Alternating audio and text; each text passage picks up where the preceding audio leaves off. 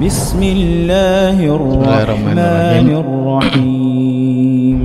Assalamualaikum warahmatullahi wabarakatuh.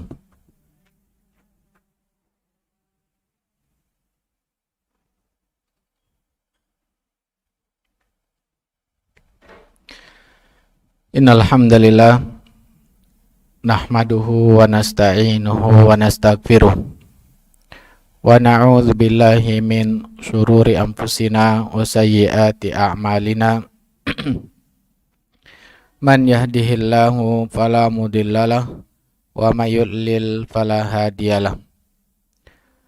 Asyhadu an la ilaha illallah wahdahu la syarikalah wa anna Muhammadan abduhu wa rasuluhu la nabi ba'd. Kaum muslimin, kaum muslimat yang dirahmati oleh Allah Subhanahu wa taala, kita kembali diizinkan oleh Allah Subhanahu wa taala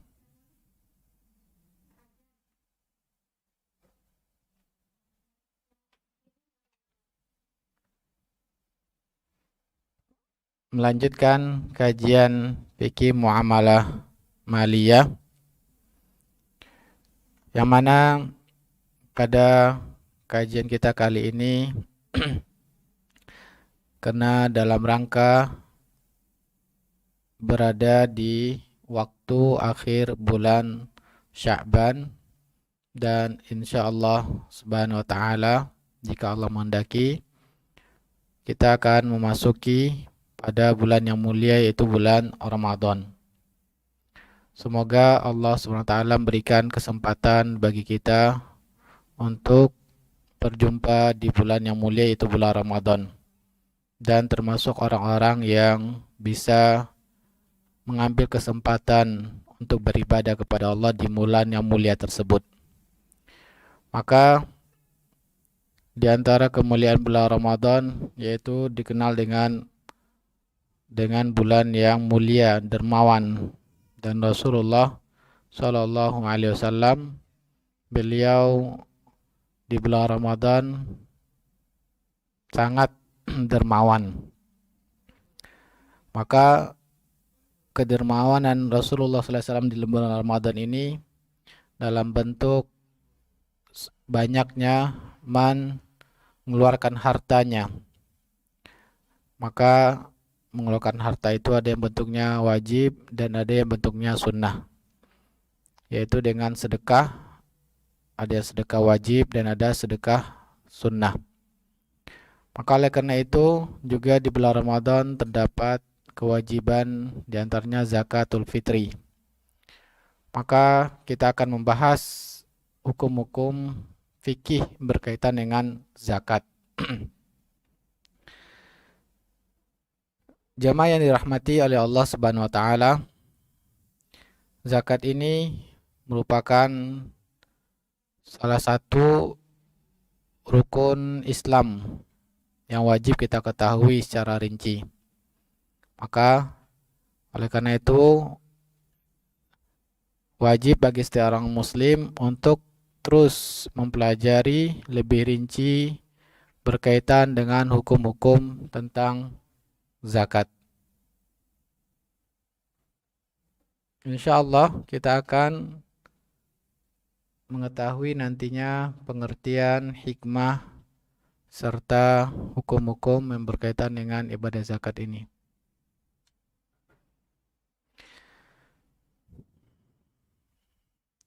Kita masuk dalam pembahasan yang pertama, yaitu pengertian dari zakat.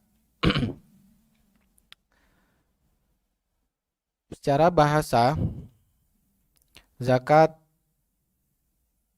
berarti dengan an-numu. Jadi az-zakah hiya an-numu. Bahasa Indonesianya an-numu itu berarti tumbuh.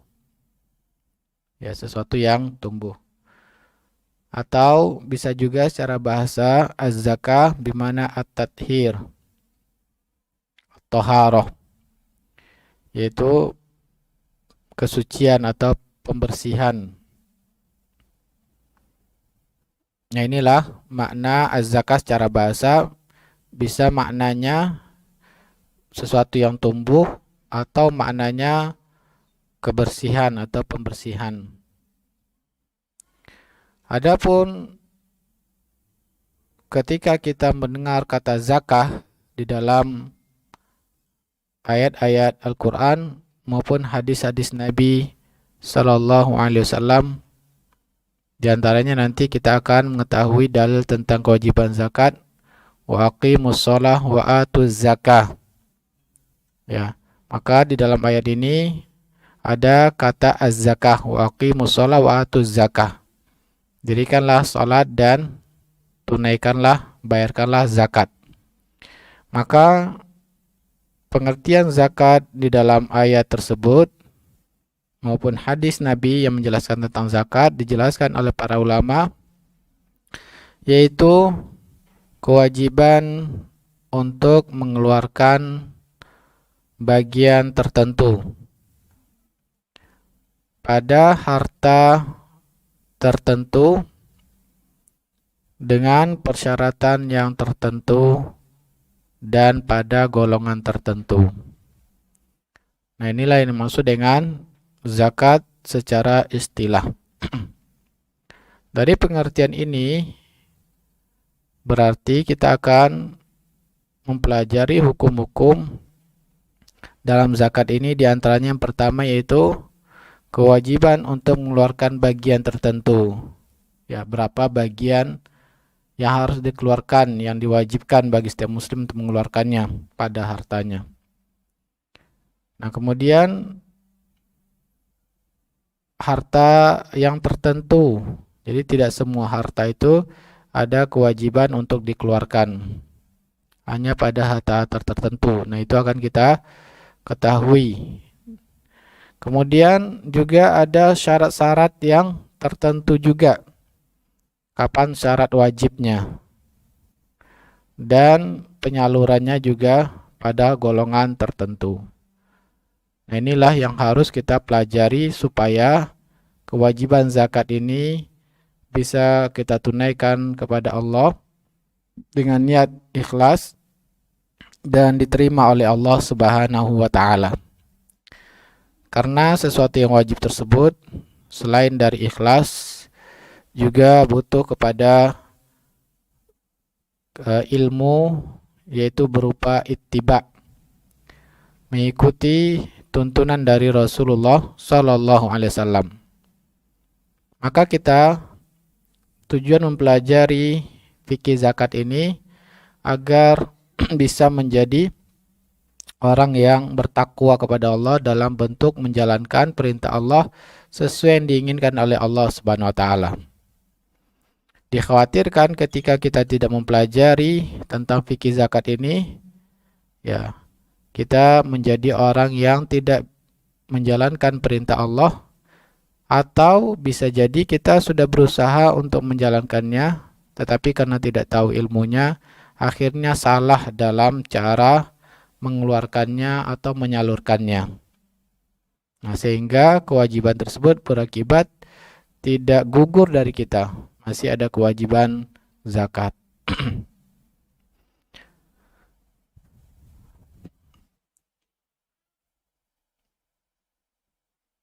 Kemudian berikutnya, apa hukum zakat di dalam Islam? Maka di dalam agama Islam, zakat merupakan sesuatu hal yang wajib. Ya. Bahkan merupakan salah satu rukun Islam setelah sholat.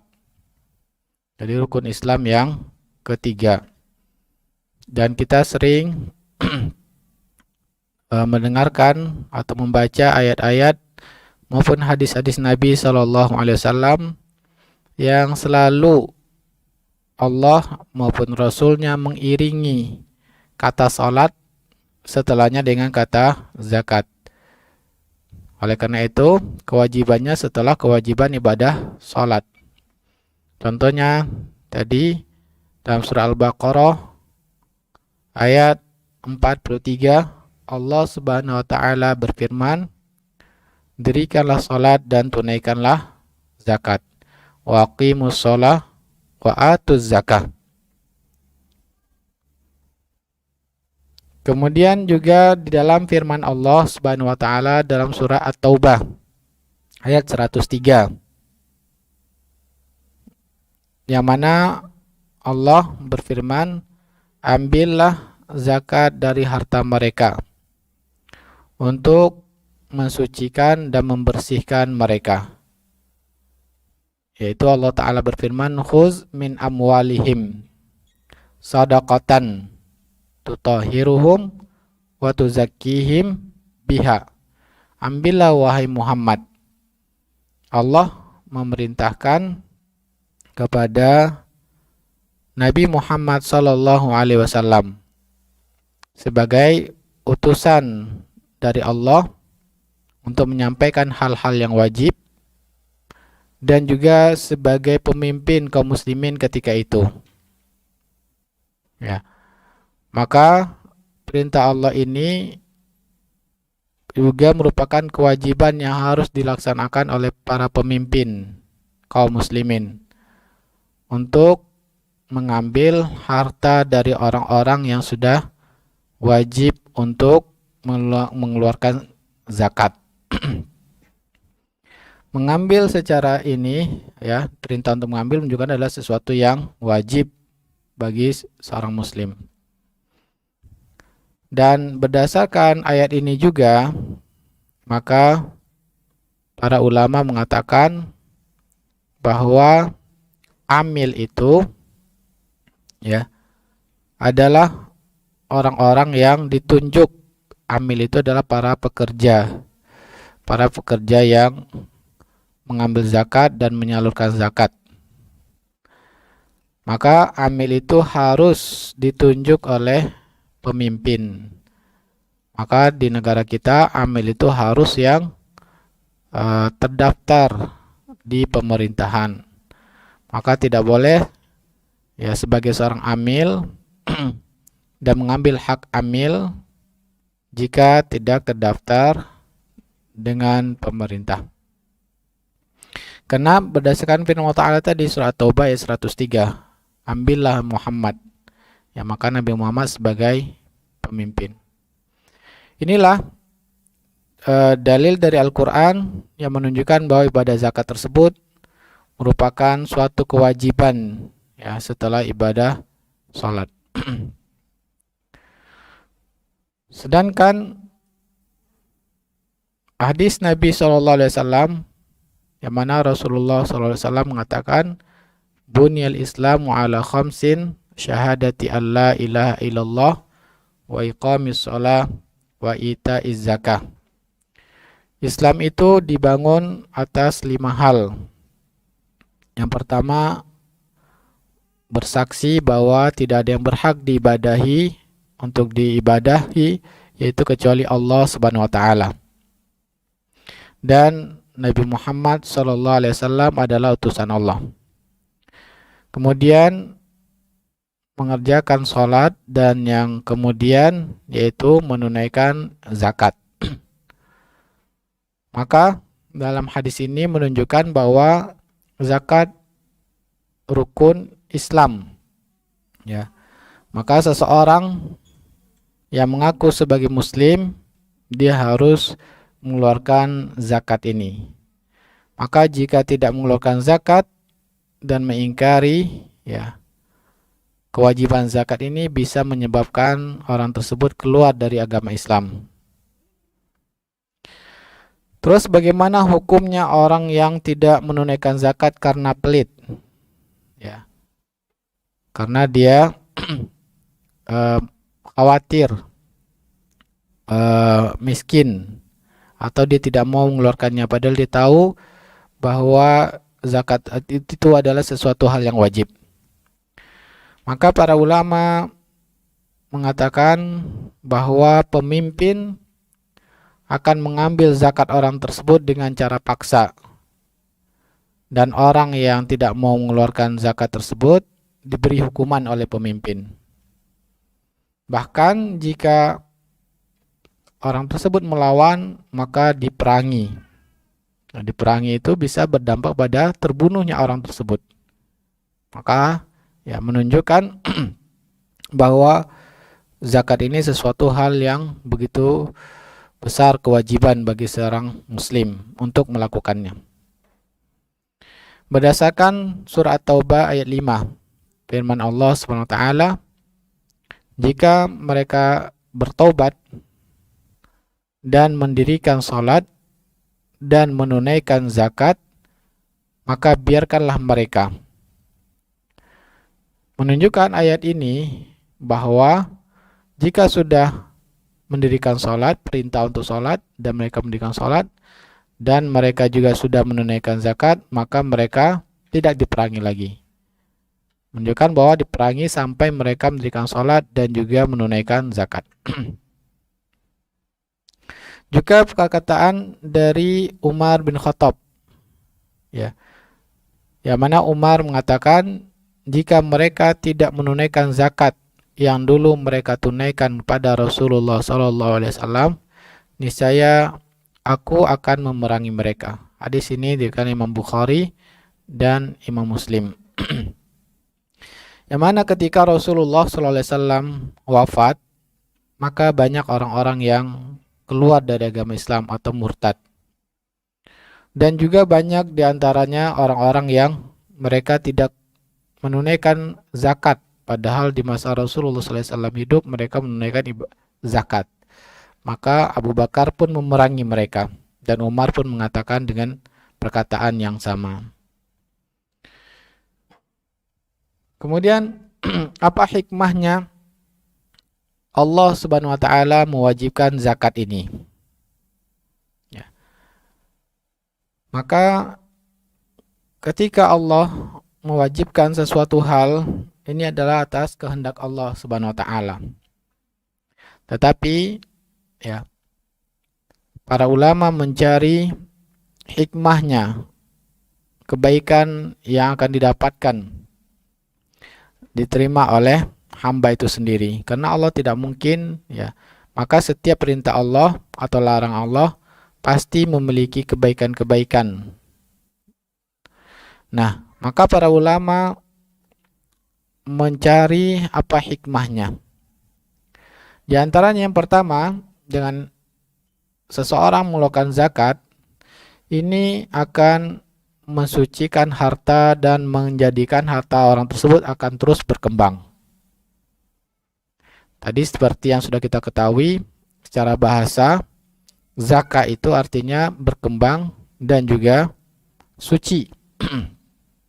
Maka Allah mewajibkan zakat ini untuk menjadikan harta yang tersisa itu menjadi harta yang bersih, harta yang halal. Sehingga dengan harta yang bersih, yang halal, bersih dari hal-hal yang haram, dan tersisa yang halal, inilah yang menjadikan harta tersebut makin banyak kebaikannya atau keberkahannya. Maka di antara keberkahannya bisa digunakan untuk beribadah kepada Allah. Nah, kemudian ketika dia mengeluarkannya tersebut kepada orang-orang yang membutuhkan, disedekahkan, baik itu yang wajib maupun yang sunnah, maka Allah terus akan mengembangkan harta orang tersebut. Sebagaimana Rasulullah SAW menjelaskan, hadis ini diriwayatkan Imam Bukhari pada nomor 1410,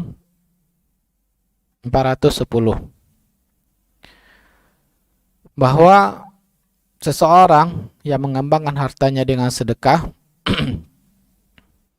maka ya, dari sedekah dari harta yang halal, walaupun sebiji kurma, seseorang yang mensedekahkan hartanya walaupun satu biji kurma, tetapi dari harta yang halal, harta yang bersih, maka Allah Subhanahu wa taala akan mengembangkan harta itu sendiri. Ya, sebiji kurma tersebut seperti seseorang di antara kalian mengelola atau mengembangkan kuda kecil. Akhirnya, kata Rasulullah SAW tersebut, ya, kurma yang satu buah kurma tersebut seberat gunung. Nah, di sini menunjukkan hadis ini para ulama menjelaskan bahwa dari harta yang halal kita mensedekahkan, baik itu yang wajib maupun sunnah, maka Allah terus akan mengembangkannya, dikembangkan terus. Seperti kita mengelola peternakan kuda yang kecil, kita rawat terus, akhirnya besar dan makin banyak. Maka demikian juga dari sedekah yang halal, baik itu yang wajib maupun sunnah, maka Allah akan menjadikan harta itu terus berkembang. Akhirnya satu biji kurma sebesar gunung beratnya. Bisa dilihat dalam hadis, kalau saya tidak salah, Imam Bukhari nomor 1410. Nah, inilah hikmahnya Allah ingin orang-orang yang memiliki harta tersebut, ya, Allah ingin mengembangkan hartanya. Makanya kita sudah melihat bagaimana sahabat Rasulullah SAW,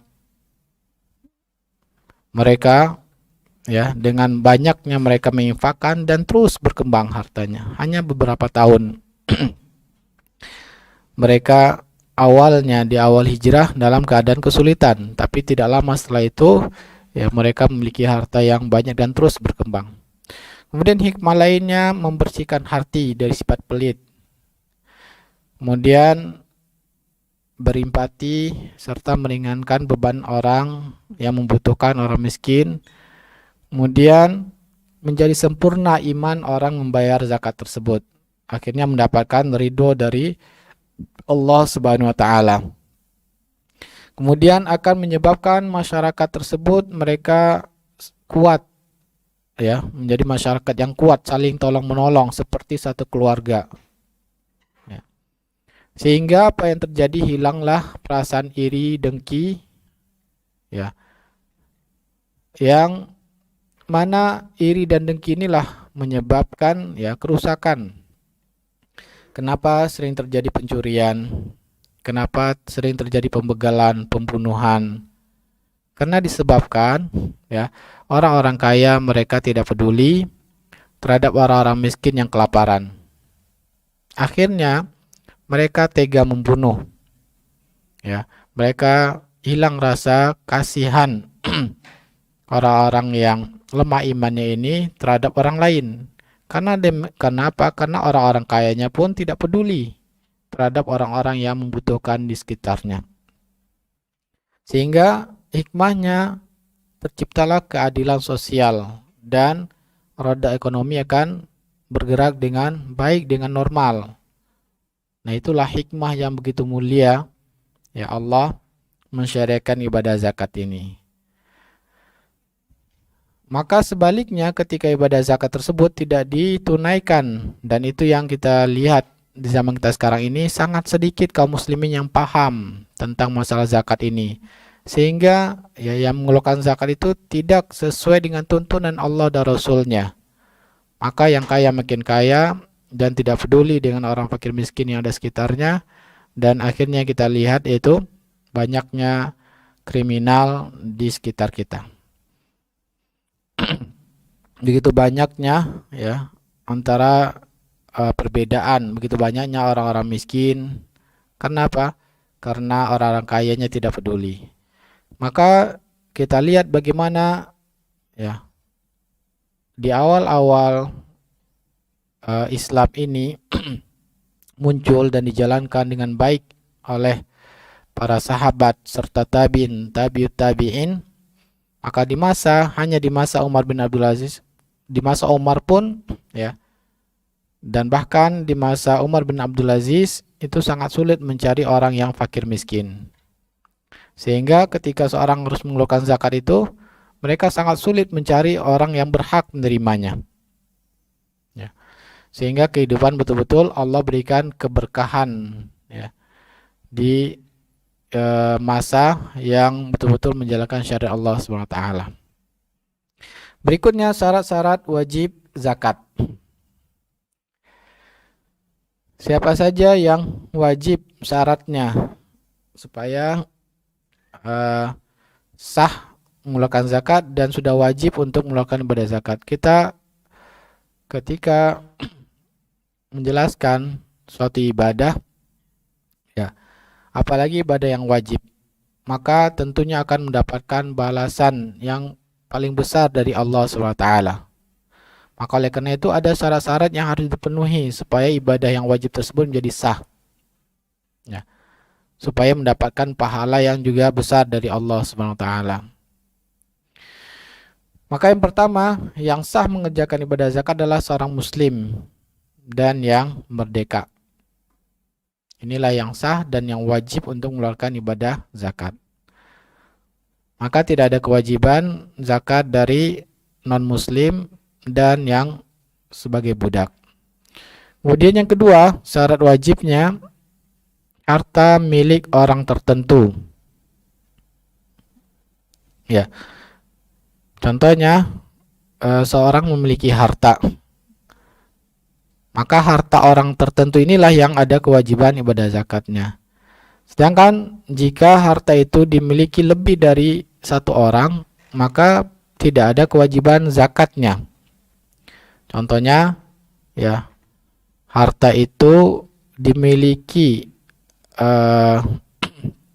oleh banyak orang, seperti harta kepemilikan umum, harta yayasan contohnya. Ya, yang mana yayasan itu hak kekayaannya adalah milik umum, maka tidak ada kewajiban zakat. Ya. Kemudian berikutnya, yang wajib harta dengan kepemilikan penuh. Artinya orang tersebut dapat menguasai, bertindak pada harta tersebut. Nah, inilah yang wajib. Sedangkan harta yang dimiliki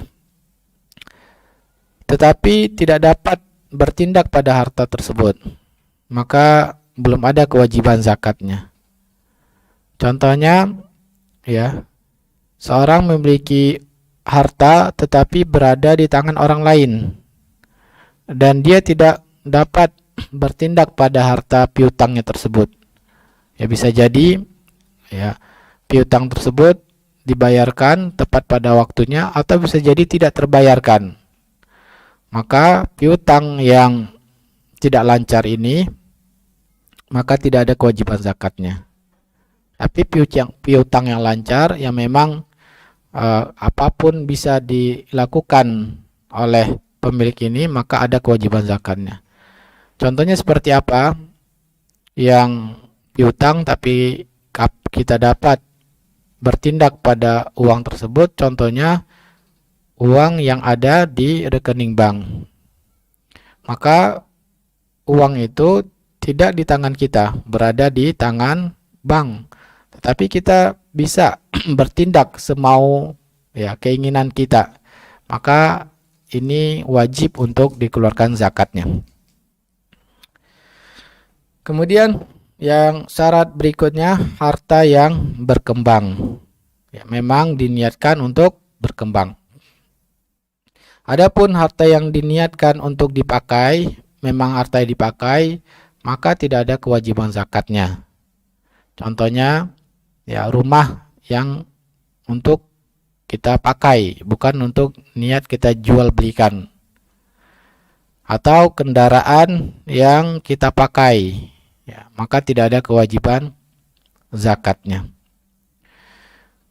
Kemudian syarat berikutnya sudah mencapai nisab. Nisab itu adalah batasan tertentu pada harta yang menyebabkan harta tersebut wajib untuk menghitung haulnya. Ya. Nah, ini akan kita ketahui nanti lebih rinci batasan-batasan ini pada jenis harta yang masing-masing. Karena dengan berbedanya harta tersebut, maka akan berbeda nisabnya. Kemudian syarat wajib berikutnya berlalu 1 tahun hijriyah. Ya. Yang sering terjadi kesalahan di masyarakat kita, mereka Kenapa terjadi kesalahan? Karena kebiasaan kita di zaman sekarang ini menggunakan perhitungan tanggal yaitu dengan tahun Masehi, ya. Sehingga sering salah dalam menunaikan kewajiban zakat ini. Maka zakat ini perhitungannya yaitu dengan tahun Hijriyah. Maka tidak boleh kita menunda dari kewajibannya, ya. Maka ada perbedaan beberapa hari, kalau saya tidak salah sekitar 11 hari ya, antara tahun Hijriyah dengan tahun Masehi. Maka kalau kita menghitung menggunakan Masehi, maka dimajukan 11 hari dari tahun sebelumnya.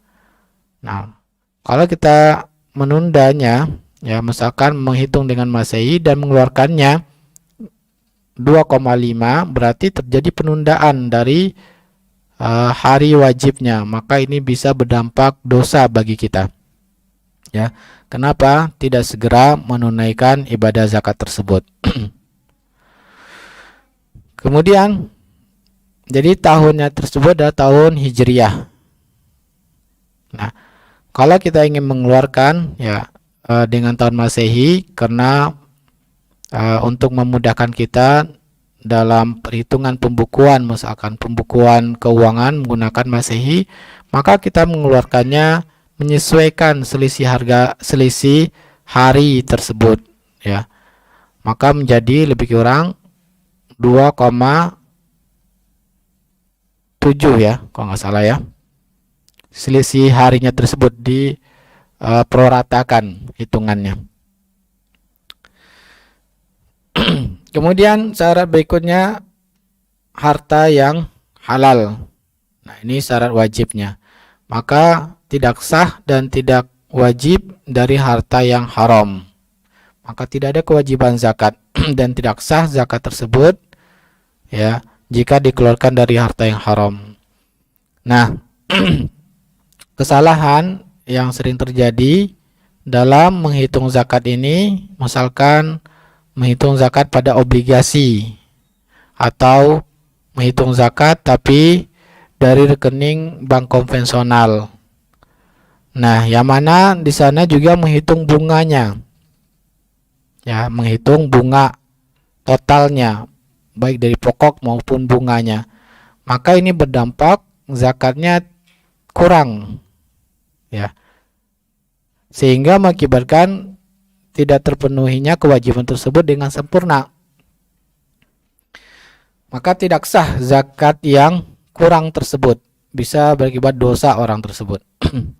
Maka cara yang benar dalam menghitung zakatnya yaitu dengan mengeluarkan dulu bunganya. Pertama yaitu harus bertobat kepada Allah Subhanahu wa taala untuk tidak akan melakukan kembali perbuatan riba tersebut. Kemudian yang haram tersebut dikeluarkan dulu, ya, diberikan kepada fakir miskin maupun sarana umum, dan baru mulai menghitung zakat itu dari yang halal, ya. Ini yang sering terjadi kesalahan di masyarakat.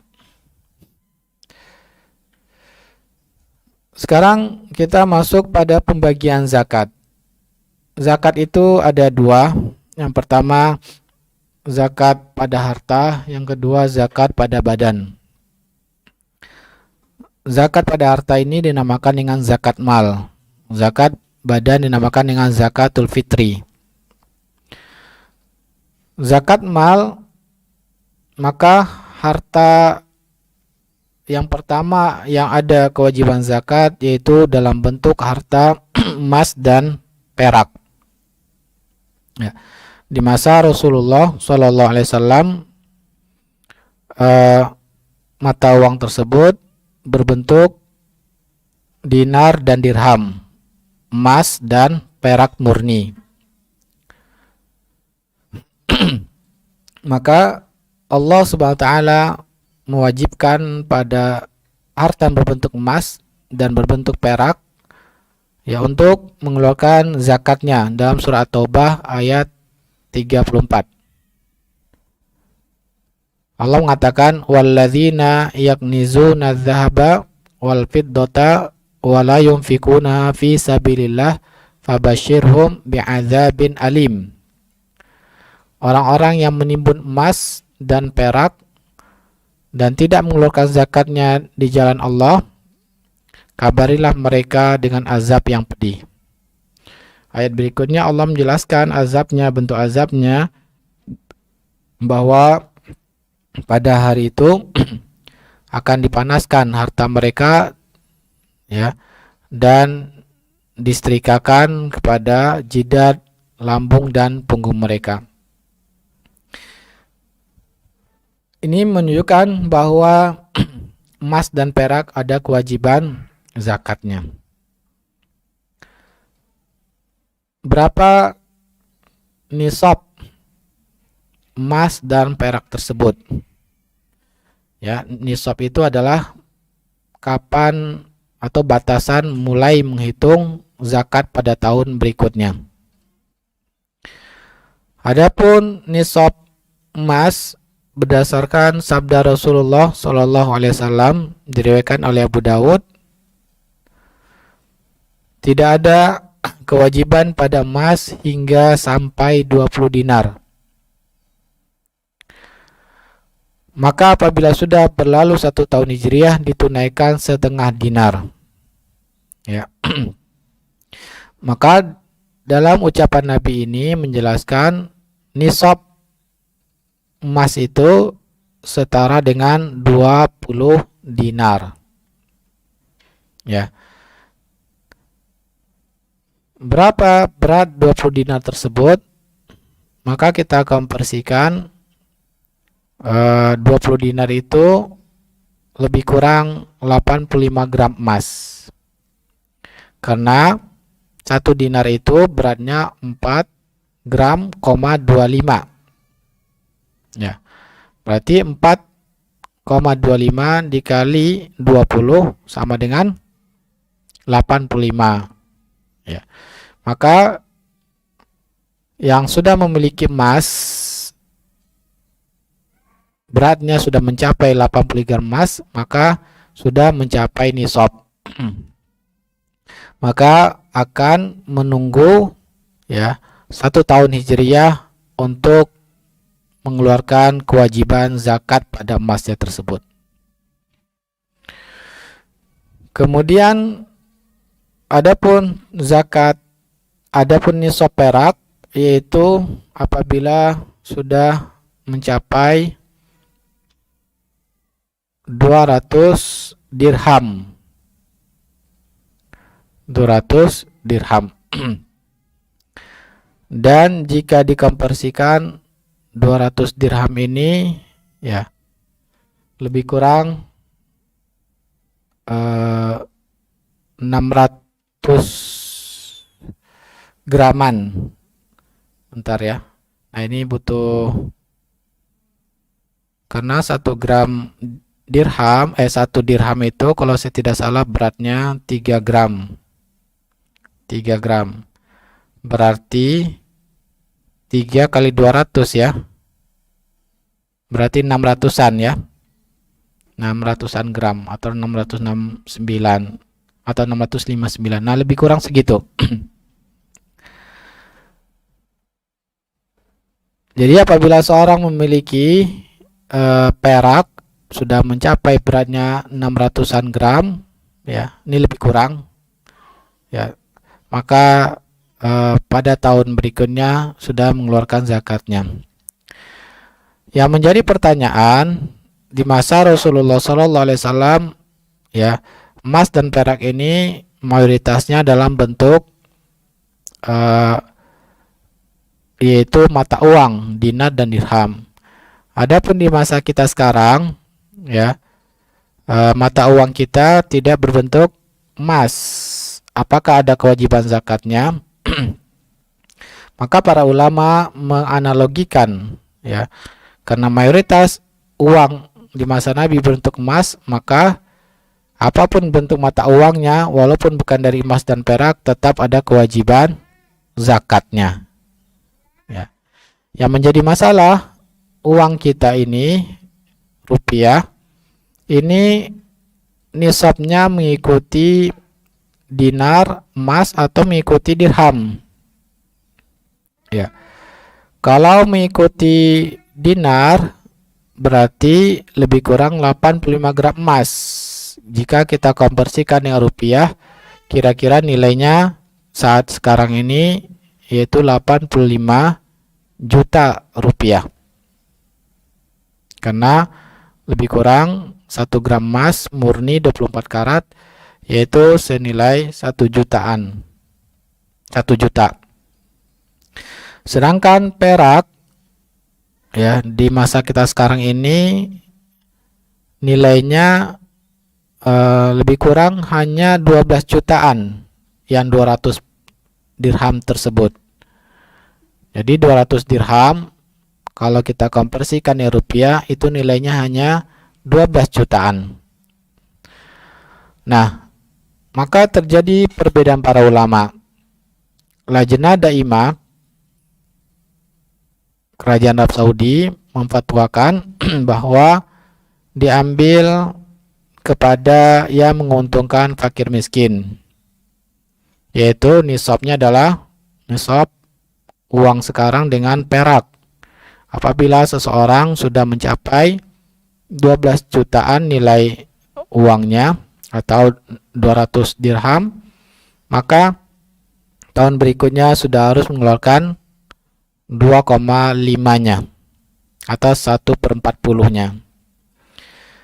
Sedangkan ya, banyak fatwa ulama internasional mengatakan dengan memilih pada nisab uang sekarang disamakan dengan nisab emas. Karena apa? Karena perbedaan nilai antara emas dan perak ini disebabkan nilai perak yang tidak stabil. Ya, sedangkan emas dari dulu sampai sekarang cenderung stabil. Maka ya para ulama lebih memilih mata uang sekarang dikonversikan dengan sesuatu yang stabil, yaitu dengan emas. Maka ya Allah mewajibkan pada orang yang kaya di masa itu apabila sudah memiliki 20 dinar dan sudah melewati 1 tahun tidak berkurang, maka mereka lah orang yang kaya. Ya. Maka di zaman kita sekarang ini ya jika dengan stabil yaitu dengan emas, orang yang memiliki uang 85 juta rupiah dan berlalu 1 tahun Hijriah, maka itulah orang yang mereka sudah lebih, orang yang kaya sudah jauh melebihi dari kebutuhan pokoknya. Ya. Sedangkan yang tidak stabil seperti perak, maka 12 juta ini ya masih cenderung ya belum aman dari kebutuhan pokoknya. Kenapa? Karena zaman kita sekarang ini seorang memiliki tabungan 12 juta masih belum aman ketika masuk SD anaknya misalkan. Langsung kurang jadi orang miskin jadinya. Apalagi kalau SD-nya SD swasta ya. Langsung miskin, langsung tidak mampu untuk bayarnya. Apalagi sudah sehingga apalagi sudah lebih tinggi lagi masuk SMP atau pesantren atau kuliah, ini jauh lebih membutuhkan lebih banyak lagi. Maka ya dengan demikian wallahu ta'ala lebih kuat pendapat yaitu jumhur ulama bahwa uang itu nisabnya disamakan dengan emas. Kemudian bagaimana dengan zakat perhiasan? Emas tapi dalam bentuk perhiasan yang dipakai. Maka para ulama ya mengatakan sepakat jika emas itu ketika membeli perhiasan itu, ketika membelinya diniatkan untuk sebagai investasi ya, artinya niatkan untuk dijual lagi, bukan untuk dipakai. Nah ibu-ibu kalau beli emas niatnya kenapa ibu-ibu? Perhiasan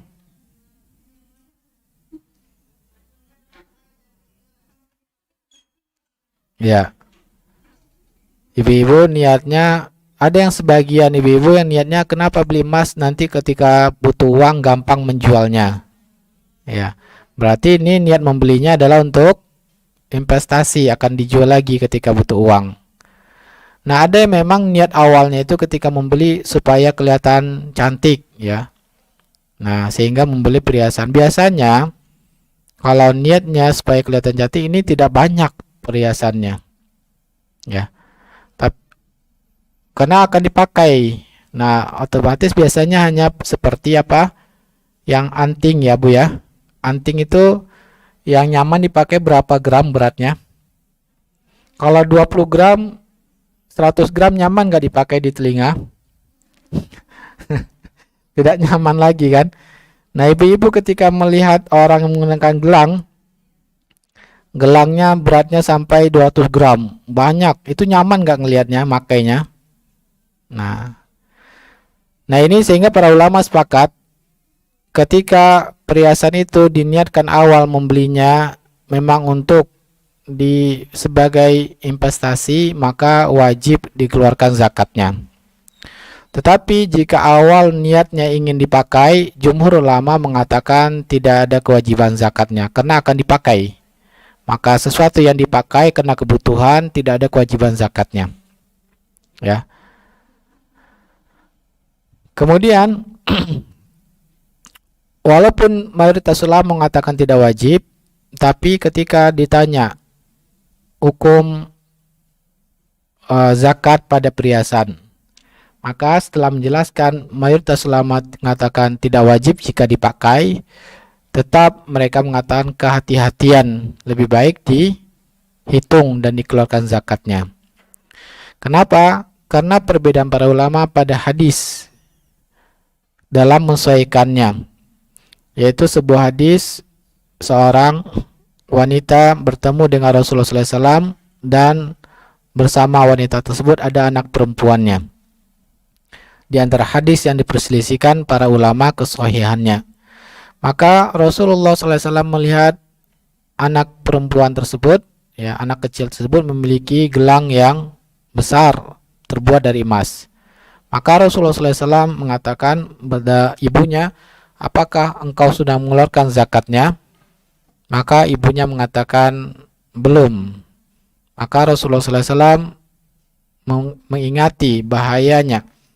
Beliau mengatakan, apakah kamu mau nanti gelang ini akan menjadi dibakar, penyebab dibakarnya atau membakar di hari kiamat nanti?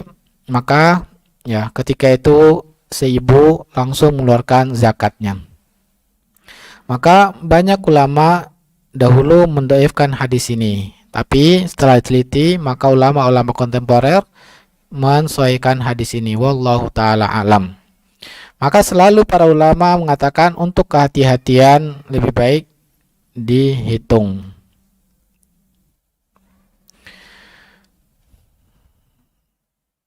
Kemudian zakat berikutnya yaitu harta dalam bentuk saham. Ya. Nah, di zaman sekarang ini investasi orang-orang memiliki uang lebih, mereka ingin mengembangkan harta mereka dengan investasi pada bentuk saham dan sukuk.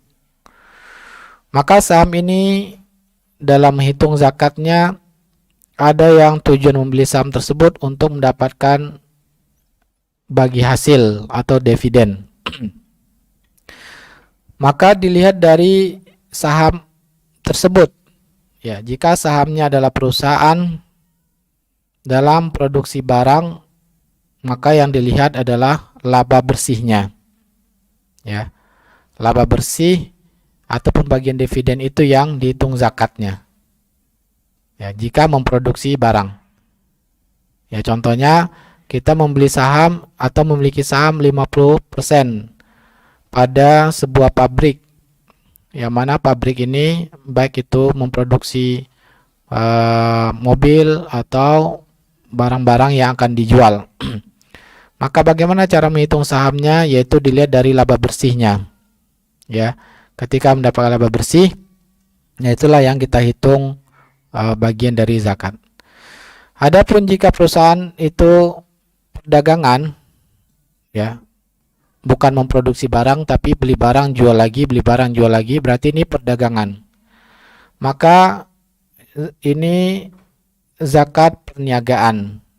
Ya, menghitungnya seperti zakat perniagaan. Bagaimana cara menghitungnya? Dilihat dari nilai buku aset yang bergerak.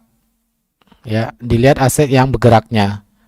Nah, itu total aset bergeraknya itu dan berapa nilai sahamnya, itulah yang dihitung. Bisa dipahami Ibu? Yang akuntansi insya Allah paham ya.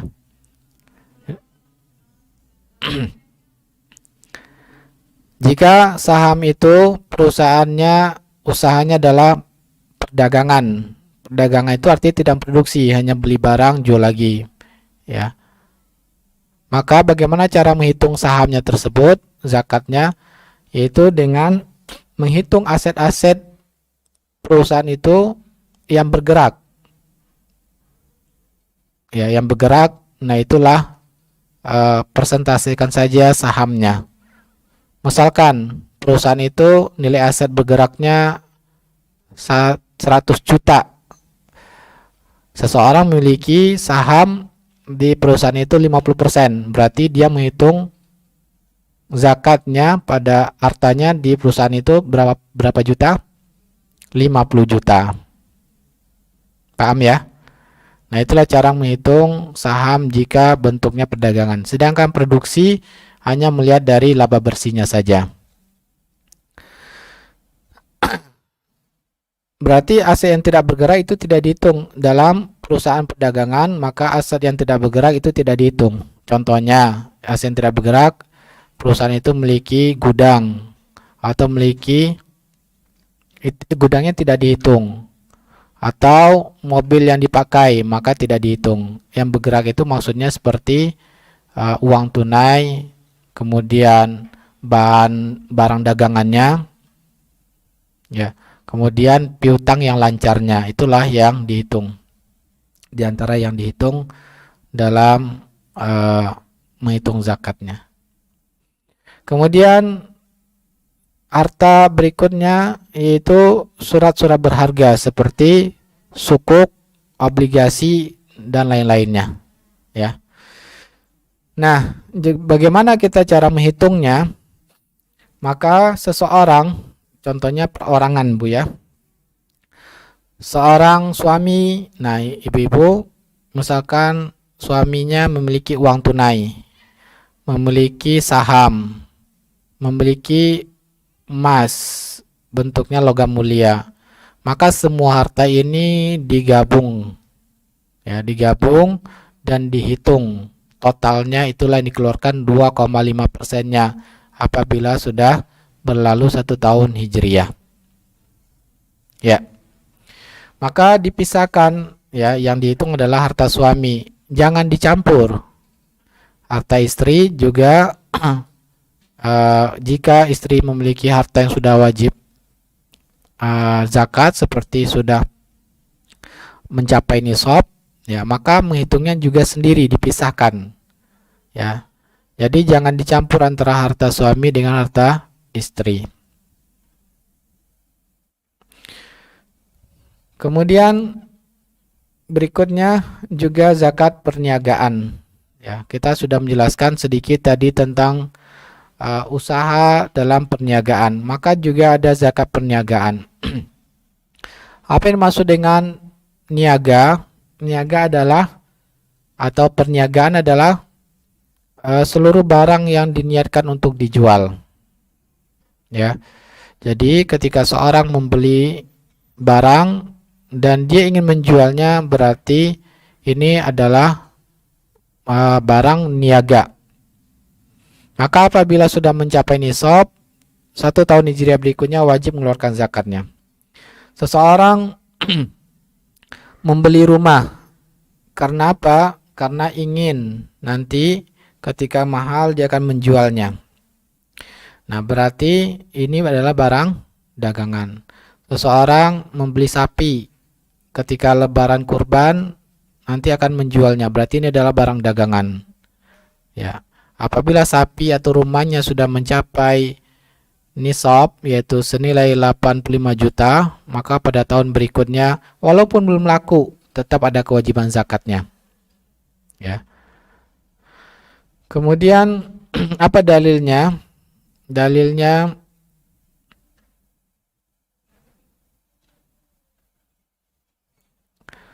di antaranya keumuman firman Allah Subhanahu wa taala, yaitu ya ayyuhalladzina amanu anfiqu min thayyibati ma kasabtum. Hai orang beriman, nafkahkanlah ya, atau keluarkanlah, infakkanlah min thayyibati ma kasabtum, yaitu hasil mata pencarianmu yang paling baik, yang paling halal. Menunjukkan bahwa perniagaan adalah salah satu bentuk dalam mencari mencari rezeki Allah SWT. Nah, kita melihat bahwa dalam mencari rezeki, usaha yang dilakukan oleh orang-orang biasanya yaitu apa? Berdagang, bertani, dan apalagi berternak. Oleh karena itu ada zakat pertanian, zakat peternakan, dan zakat perniagaan. Nah, itu dalil keumuman firman ta'ala anfiqu min thayyibati ma kasabtum, yaitu infakkanlah yang hasil mata pencarian terbaik kalian. Kemudian Ibnu Munzir mengatakan dalam kitab Al-Ijma', ulama sepakat bahwa zakat wajib pada barang perniagaan. Ya. Dan juga kesepakatan ini dinukilkan oleh Ibnu Qudamah dalam kitab Al-Mughni.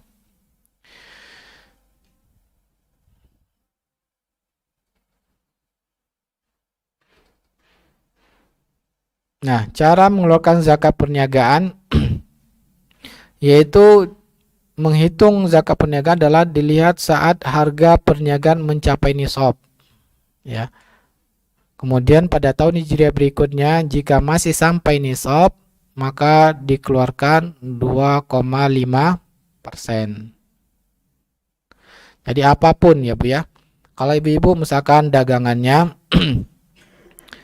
makanan ya, maka dilihat uang tunainya ada berapa, kemudian bahan bakunya seperti beras, cabai, bawang, itu dinilai ya, semuanya dinilai. Kemudian juga kalau ada box, nah boxnya itu juga dinilai ya, boxnya semua bahan baku itu dinilai, karena menjual makanan tersebut, apalagi misalkan jual makannya bentuk restoran yang sudah terkenal, nah bahan bakunya itu bisa sampai puluhan juta ya. Misalkan modal awal usahanya perniagaan dulu 200 juta ya, yaitu diantaranya untuk beli bangunan, ternyata uang tunainya ada senilai untuk sebagai modal yang digerakkan awalnya sudah mencapai misalkan 100 juta yang digerakkan sebagai dana cadangan untuk gaji dan bahan baku. Berarti 100 juta itu sudah mencapai nisab.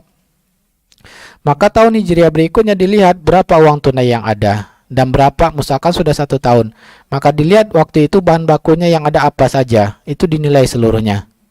Ya, beras tadi sudah saya sampaikan, beras, kotak-kotak, plastik-plastik dan semuanya yang memang dijual, ya maka itu dihitung. Maka dikeluarkan 2,5%-nya. Nah, menghitung barang baku tadi yaitu nilai belinya atau nilai jualnya. Maka yang dihitung adalah nilai saat itu, nilai membeli atau menjualnya. Ya bisa jadi bahan bakunya waktu nilai belinya ya misalkan hanya 5.000, tapi saat waktu wajib zakat nilainya naik ya. Karena misalkan wajib zakatnya di bulan Ramadan, ternyata beras naik. Ya, maka beras menjadi pada saat waktu wajib zakat menjadi per kilonya menjadi 8.000, maka menghitungnya dari 8.000 bukan dari 5.000. Kemudian zakat binatang ternak saya singkat, yaitu hewan yang diniatkan untuk dikembangbiakan dan tidak beri pakan. Nah, inilah yang maksud dengan zakat binatang ternak. Ya. Adapun hewan yang dikembangbiakan niatkan untuk dijual, maka zakat perniagaan. Ya. Adapun membeli sapi tapi tujuannya untuk menjual susunya, maka sapinya tidak dihitung zakat, ya. Yang dihitung zakatnya adalah susunya, hasil susunya dan susunya itu sendiri. Nah, kemudian kalau diternakan tetapi dikandangkan, ya, dan diberi makan, maka tidak ada kewajiban zakatnya. Tapi biasanya kalau sudah banyak pasti akan dijual, maka menjadi zakat perniagaan. Kita tidak bahas nisab zakat hewan ini karena banyak rinciannya. Kemudian zakat tanaman. Zakat tanaman yaitu yang diniatkan untuk menanamnya untuk kebutuhan pokoknya, makan sehari-hari. Ya, seorang menanam beras tapi untuk memenuhi kebutuhan keluarga makan sehari-harinya. Ini yang zakat pertanian. Apabila sudah mencapai 750 kg, maka dikeluarkan. Jika pengairannya gratis, yaitu 10%-nya. Jika pengairannya menggunakan listrik atau biaya, maka 5%-nya. Ya. Nah, jika pengairannya ini waktu musim hujan menggunakan air hujan, dan ketika musim kering menggunakan pompa, maka dikeluarkan 7,5%-nya dari total jika sudah melewati 750 kg. Tetapi zaman kita sekarang ini, orang memiliki pertanian yang banyak, ya. Mereka bukan tujuannya untuk kebutuhan makanan keluarga, tetapi tujuannya untuk memperdagangkan. Maka hitungannya dengan hitungan zakat perniagaan, bukan zakat pertanian. Kemudian zakat yang kedua yaitu zakat badan, ya, atau dinamakan dengan zakat fitrah. Insya Allah kewajiban ini, ya, Allah mudahkan kita untuk mengeluarkannya dan dapat melaksanakannya, yaitu dengan diberikan izin Allah Ta'ala kita hidup sampai akhir bulan Ramadan. Jadi secara wajibnya adalah seorang muslim dan orang yang memiliki makanan yang lebih dari kebutuhannya di hari Idul Fitri. Ya. Misalkan keluarga itu kebutuhan pokoknya untuk makan satu hari itu 2 kilo, dan keluarga itu ternyata hari itu memiliki beras 5 kilo, maka orang tersebut, keluarga tersebut sudah wajib mengeluarkan zakatnya. Ya. Kemudian yang wajib mengeluarkan zakat fitri adalah diri orang yang wajib zakat dan orang yang di bawah tanggungannya, seperti istri, anak, dan orang tua. Maka ini yang mengeluarkan kewajibannya adalah suami. Waktu wajibnya ketika terbenam hari terakhir Ramadan. Ya, waktu akhirnya adalah ketika imam sudah berdiri khutbah saat sholat id. Ukurannya 2 gram. Ini lebih kurang karena konversi dari 1 sok. Maka bisa kita mengeluarkan mulai dari 2,5 kg sampai 3 kilo, ya. Maka karena perbedaan dari volume dikonversikan pada berat, maka wajar terdapat perbedaan para ulama. Kita terakhir pembahasan tentang golongan yang berhak menerima zakat dan batasannya. Maka Allah Subhanahu wa taala sudah menentukan orang-orang yang berhak, yang sah untuk kita salurkan zakat kita. Yang pertama yaitu adalah fakir miskin. Ya. Maka di antara ulama ada yang membedakan fakir dengan miskin. Maka di antaranya yang dijelaskan para ulama, orang fakir adalah orang yang tidak memiliki sesuatu untuk menutupi kebutuhan atau kurang dari separuh kebutuhannya. Ya. Atau orang yang tidak memiliki, jadi orang yang tidak memiliki pendapatan atau memiliki pendapatan tapi kurang dari setengah kebutuhan pokoknya hari itu atau dalam tahun. Ya. Contohnya seseorang memiliki pendapatan per tahunnya hanya 60 juta. Maka sedangkan kebutuhannya dalam setahun, kebutuhan pokoknya untuk makan yang pokok, kemudian kesehatan yang pokok, kemudian pendidikan yang pokok itu 100 juta per tahun. Maka ya pendapatannya tadi misalkan 40 juta per tahun, maaf ya. Berarti orang ini katakan fakir. Ya. Atau sama sekali tidak memiliki pendapatan, tidak memiliki pekerjaan, tapi dia sudah berusaha. Ya. Maka adapun orang fakir tapi malas, tidak mau berusaha, maka ini tidak berhak menerima zakat. Karena Rasulullah SAW mengatakan bahwa zakat tidak diberikan pada orang yang malas dan orang yang kaya.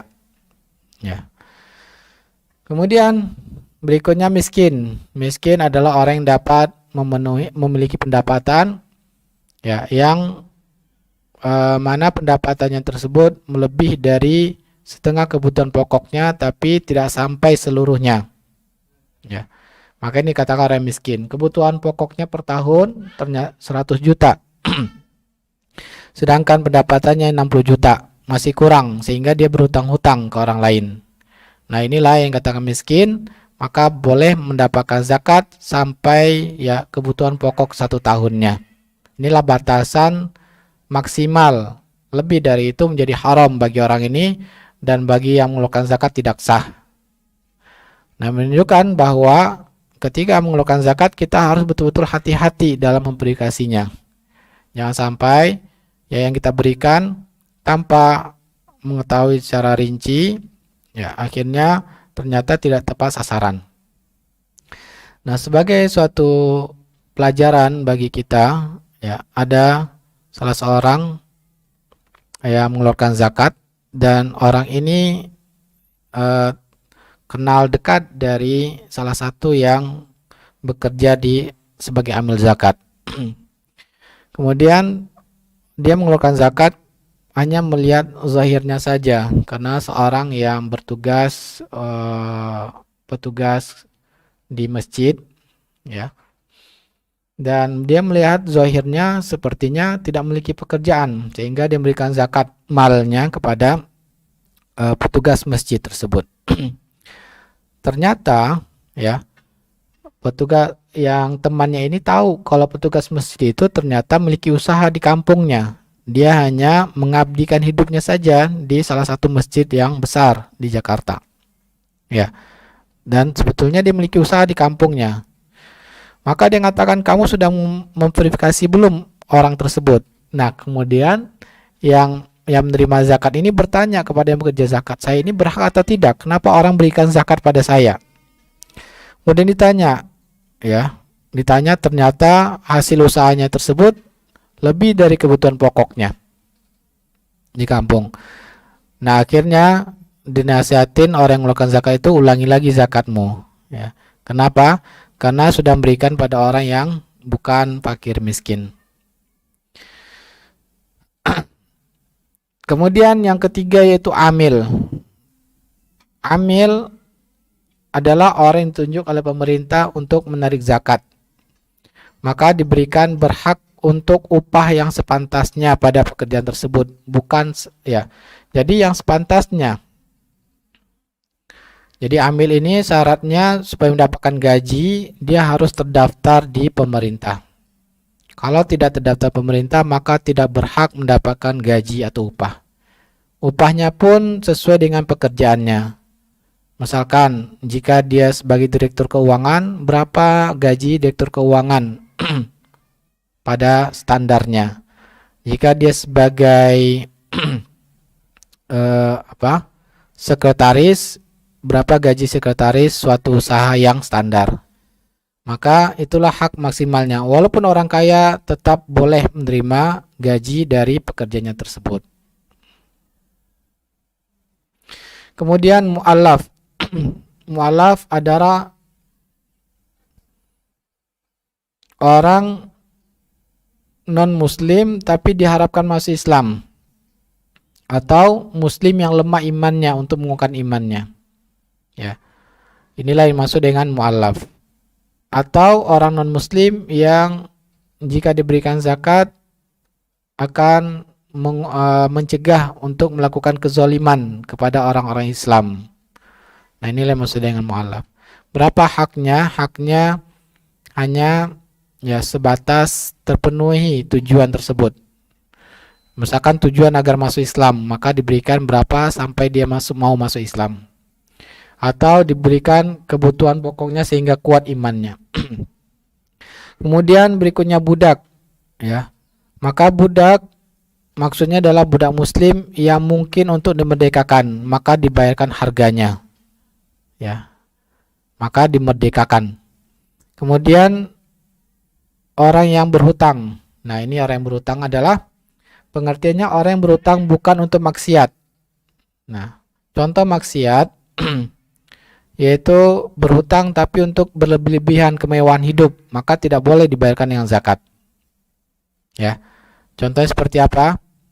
Seorang yang berhutang padahal untuk membeli iPhone misalkan. Ya. Padahal kebutuhannya sudah cukup dengan beli handphone yang harganya 600.000. Tapi dia kredit beli iPhone. Ya. Sehingga berhutang sampai 30 juta karena kredit, maka tidak boleh dibayarkan zakat dari kebutuhan tersebut. Ya, ini adalah maksiat kepada Allah. Nah, kemudian berhutangnya tujuannya untuk kebaikan, karena memang untuk kebaikan dirinya, memenuhi kebutuhan pokok. Jadi hutang-hutang untuk memenuhi kebutuhan pokok intinya. Ya. Kemudian maupun orang lain memenuhi, akhirnya dia berhutang pada orang lain untuk memenuhi kebutuhan pokok orang lain, maka orang ini ya hutangnya itu bisa dibayarkan dari zakat senilai hutangnya tersebut. Kemudian fi sabilillah, orang yang berperang di jalan Allah yang tidak mendapatkan gaji dari Baitul Mal. Kalau sudah mendapatkan gaji maka tidak boleh diberikan zakat. Ya. Orang yang berperang karena menjaga agama Islam supaya tetap ada di muka bumi ini, ya, maka berhak mendapatkan gajinya, yaitu kebutuhan pokok untuk keluarganya dan dirinya selama berperang tersebut. Kalau sudah ada gaji maka tidak bisa diberikan dari zakat. Kemudian fisabilillah ini juga para ulama kontemporer mengatakan yaitu orang-orang yang mempertahankan agama dengan cara memfokuskan dirinya untuk belajar agama. Para thalibul ilmi syar'i, yang mana mereka kena fokus untuk mempelajari Al-Quran dan hadis dan menyebarkannya kepada orang-orang sehingga tidak bisa untuk mencari rezeki, sehingga dibolehkan untuk memenuhi kebutuhan pokoknya diberikan dari zakat. Kemudian terakhir itu Ibnu Sabil, orang yang habis bekalnya dalam perjalanan ketaatan.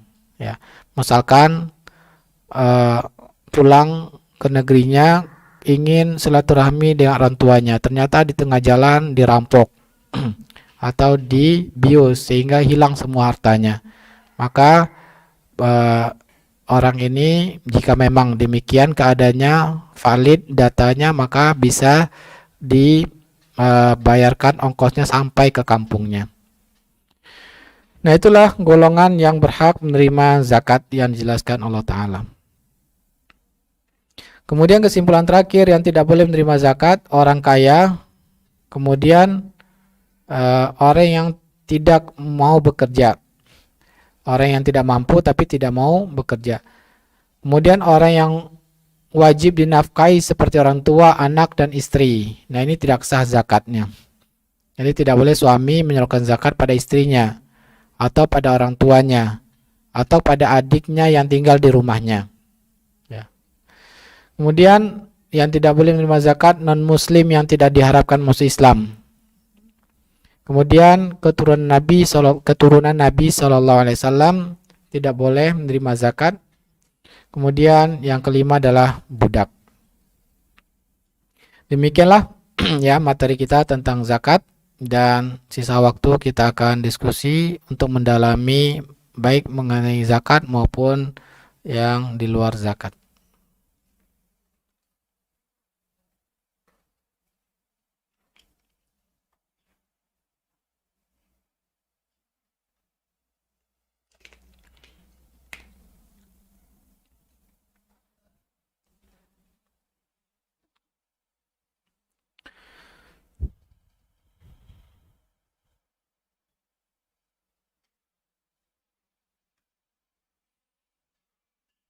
Bismillah.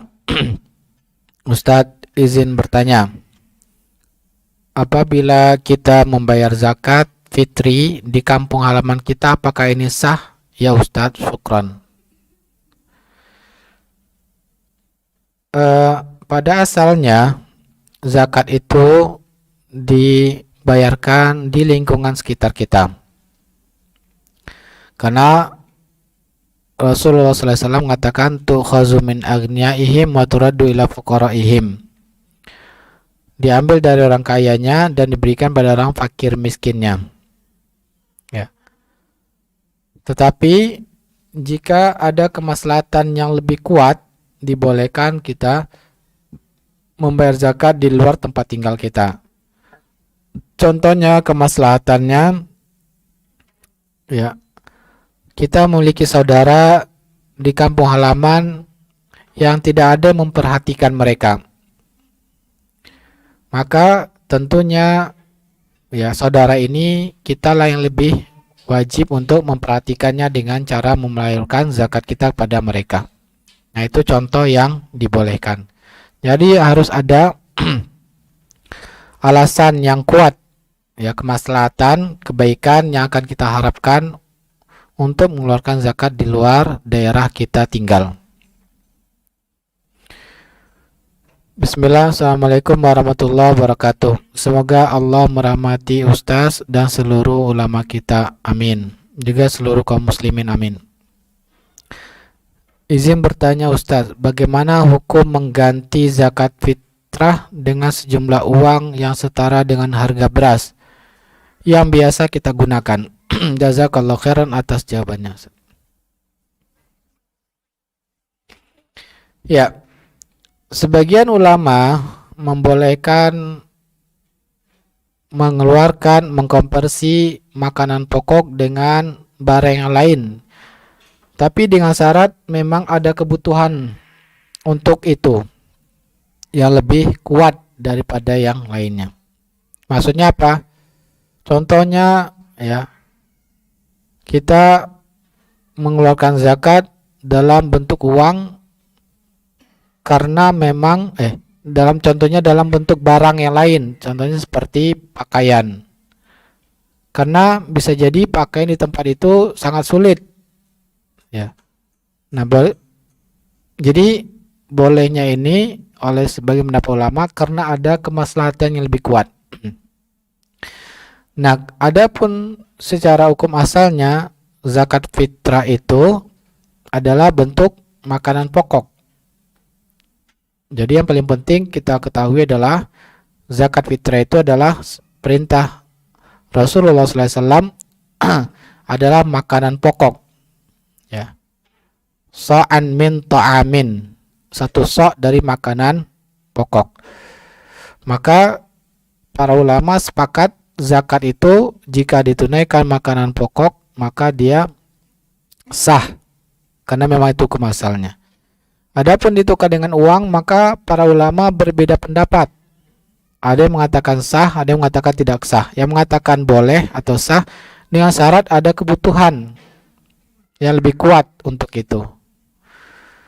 Maka wallahu ta'ala, padahal di masa Nabi juga ada uang, juga ada makanan pokok. Tapi Nabi mensyariatkan adalah bentuk zakat fitrah adalah makanan pokok.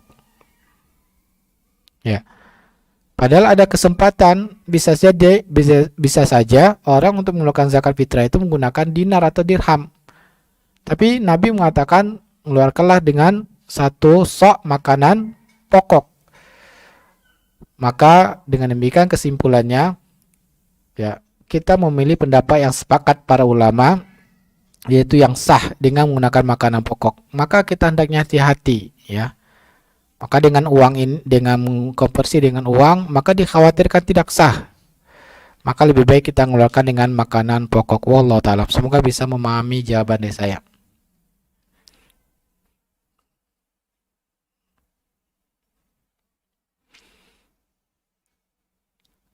Bismillah, izin bertanya. Kalau uang itu milik perusahaan, bagaimana ketentuannya? Syukran. Ya. Tadi kita sudah menjelaskan cara mengeluarkan saham, cara mengeluarkan zakat saham. Nah, bagaimana zakat perusahaan? Ya. Maka dalam mengeluarkan zakat perusahaan ini ada dua cara. Yang pertama, cara yang sudah kita jelaskan tadi, yaitu mengeluarkan zakatnya masing-masing pemegang sahamnya. Ya.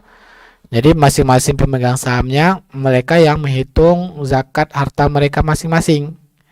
Berapa persen sahamnya, dan mereka ya melihat kalau memproduksi barang berarti dari dividennya.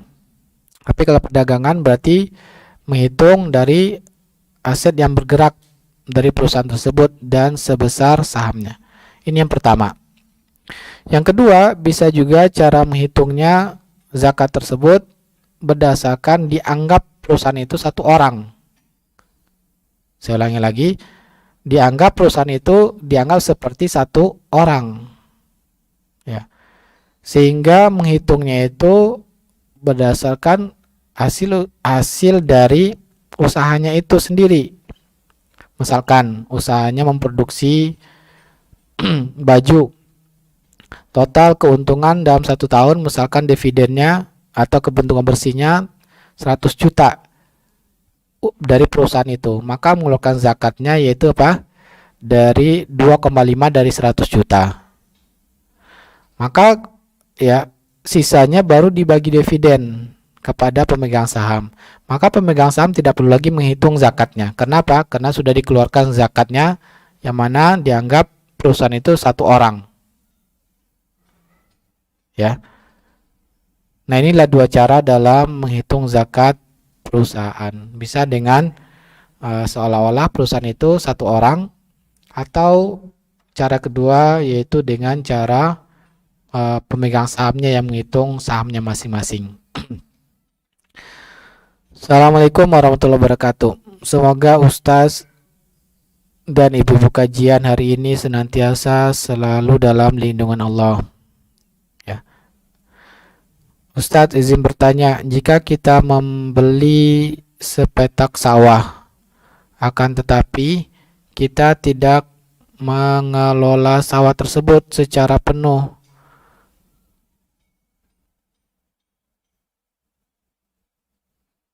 dikelola oleh orang tua. Kadang-kadang kalau panen kita dapat sebagian kecil dari hasil tersebut. Jika seperti ini, siapakah yang wajib mengeluarkan zakat? Kami atau orang tua kami? Jazakallahu khairan. Ya. Maka tadi kita sudah menjelaskan tentang zakat pertanian.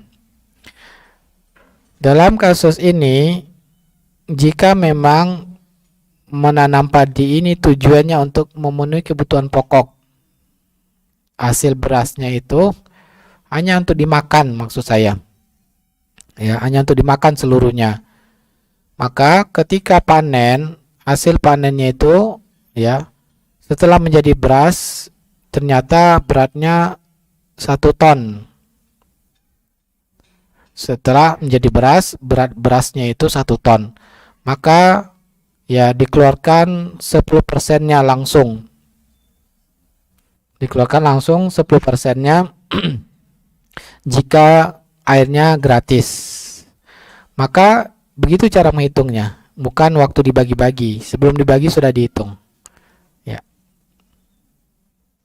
Tapi kalau hasilnya untuk dijual, ya, Ustadz, bagaimana sebagian hasil sebagian kecilnya dijual, Ustadz? maka ini Allah alam dianggap sebagai zakat pertanian karena mayoritasnya adalah untuk dimakan, ya. Tapi kalau mayoritasnya hasilnya semua dijual, berarti zakat perniagaan. Mayoritasnya dijual, hasilnya dijual, Ustadz, makanannya sedikit saja, paling ya 25 kilo aja diambil, sisanya dijual seluruhnya. Berarti zakat perniagaan, yaitu dinilai dulu hasilnya berapa. Hasilnya misalkan 1 ton, dinilai dengan uang 1 ton ini sudah mencapai 85 gram emas atau tidak.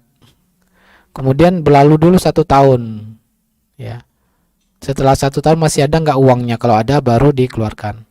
Tapi kalau zakatnya, kalau pertaniannya untuk dimakan, maka begitu panen langsung dikeluarkan. Itu perbedaannya.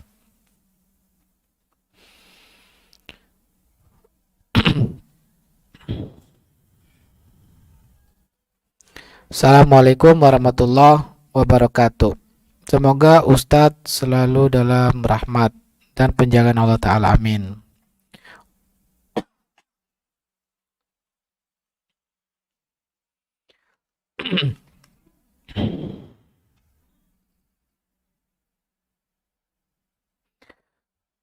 Keluarga suami memiliki sawah lebih dari 3 bidang. Bismillah, setelah kami pelajar sudah 5 tahun ini selalu dikeluarkan zakatnya setelah panen. Namun untuk tahun sebelumnya berpuluh-puluh tahun tidak pernah dikeluarkan. Kami sudah berusaha menasihati bahwa tetap harus dikeluarkan. Tidak ada pemutihan. Namun orang tua bilang, biarlah dosa mereka yang menanggung. Apa yang harus kami lakukan sebagai seorang anak Ustaz? Karena sulit memperkirakan berapa hasil panen sebelum puluhan tahun sebelumnya. Semoga Allah mudahkan Ustaz menjawab pertanyaan kami ini. Ya. Maka sebagai seorang anak, ini pertanyaannya karena sulitnya menghitungnya, orang tua tidak mengeluarkan atau orang tua memang enggan untuk mengeluarkannya.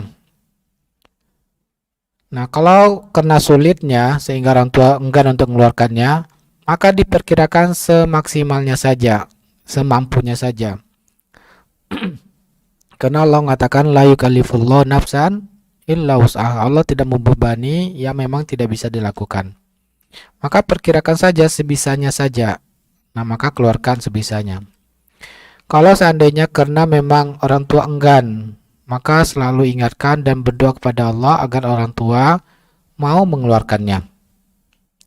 Kalau qadarullah orang tua tetap tidak mau mengeluarkannya, maka nanti ketika orang tua meninggal, maka anaknya yang wajib sebelum dibagi harta warisan untuk mengeluarkan dulu zakatnya, memperkirakannya. Ya. Sebisa anak tersebut untuk memperkirakannya sebagai bakti kepada orang tuanya. Wallahu ta'ala alam.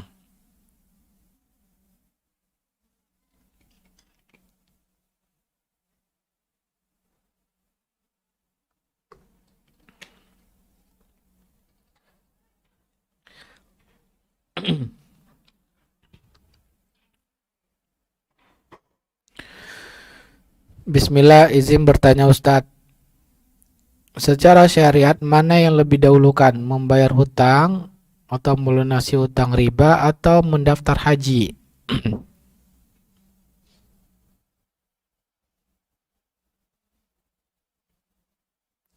Ya.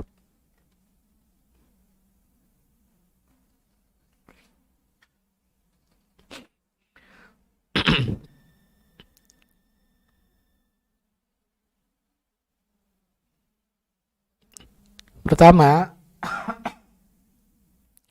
haji hanya wajib bagi orang yang mampu. Nah, ketika seorang memiliki hutang, apalagi hutangnya adalah hutang riba, berarti orang ini, ya, kalau dia bayar hutangnya tidak bisa untuk mendaftar haji, berarti dia tidak mampu lagi, maka tidak ada kewajiban haji bagi dia.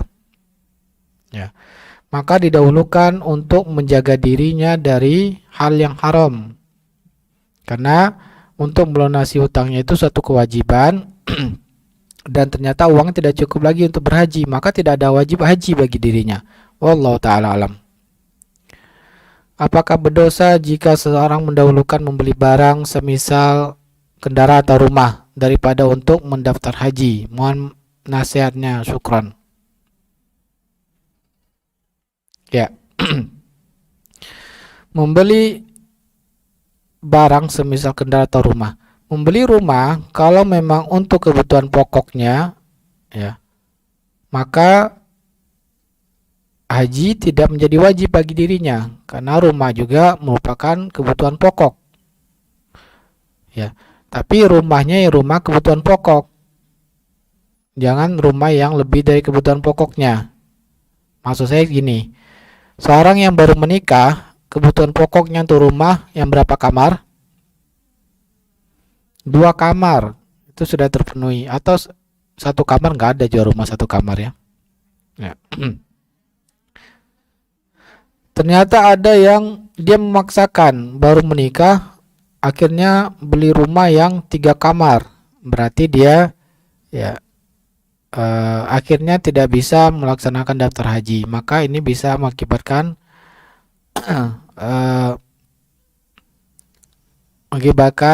ya berdosa karena belanja tidak berlebihan dalam memenuhi kebutuhan. Ya. Wallahu ta'ala alam. Jadi misalkan kendaraan juga karena kebutuhan pokok, contohnya motor atau memang mobil kebutuhan pokoknya, misalkan karena keluarganya sudah lebih dari 3 orang, karena nggak bisa naik motor 3 orang lebih, sehingga harus membeli mobil. Nah, mobil yang kebutuhan pokoknya saja, tapi maka sisanya itu wajib untuk mendaftar haji. Wallahu ta'ala. Maka tidak boleh ya. Akhirnya dia membeli mobil yang lebih dari kebutuhan pokoknya. Assalamualaikum warahmatullahi wabarakatuh. Bulan lalu, Februari, saya jual mobil dengan mencapai nisab nilainya. Pertanyaannya, apakah saya perlu zakat dari penjualan mobil saya? Ya. Nah, jika menjual mobil hasil penjualannya untuk memenuhi kebutuhan, maka tidak ada kewajiban zakat. Pertama. Yang kedua, jika jual mobil untuk membeli mobil yang lain, maka tidak ada kewajiban zakatnya. Tapi kalau jual mobil, memang mobil itu barang dagangan, baru wajib untuk mengeluarkan zakatnya jika sudah lewat 1 tahun Hijriah. Tapi kalau sudah pernah mengeluarkan zakat, sudah ada kewajiban zakat, contohnya bulan lalu jual mobil, haulnya bulan ini, dan tahun lalu dia sudah ada kewajiban zakat, dan mobil ini memang barang dagangan, ya, maka hasil penjualannya itu digabung dengan hartanya yang lain tadi. Wallahu ta'ala. 2. Di zakat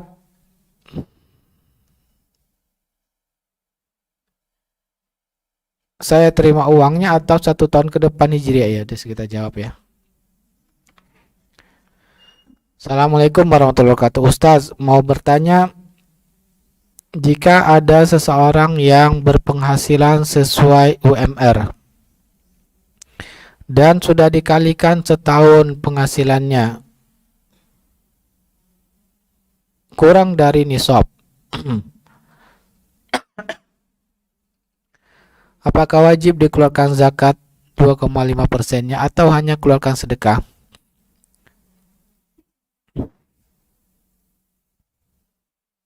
Ya, kalau orang yang tidak mencapai nisab, artinya yang saat sekarang tidak mencapai nisab, maka tidak ada kewajiban zakat. Jika ingin tetap mengeluarkan uangnya, maka itu dianggap sedekah sunnah, bukan suatu yang wajib. Assalamualaikum Ustadz. Afwan izin bertanya, kalau zakat mal kita berikan kepada saudara kita dan uang itu dipergunakan untuk membayar hutang riba, bagaimana hukumnya Ustadz? Apakah boleh zakat dipakai untuk melunasi hutang riba? Syukran jazakallahu khairan Ustadz. Dilihat dulu Bu, utang ribanya untuk apa?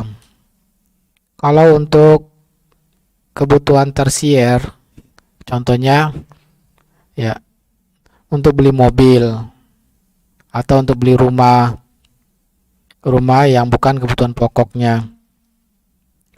Maksudnya bagaimana? Contohnya ya dari penghasilannya dia memaksakan untuk beli rumah dengan cara konvensional lagi. Padahal dia mampunya untuk ngontrak, ya, mampu untuk mengontrak, tapi maksakan untuk beli rumah dan caranya riba. Maka Allah Ta'ala itu harus diverifikasi dahulu, ya. Yang jelas tidak boleh uang zakat itu untuk bayar bunga ribanya, itu tidak boleh.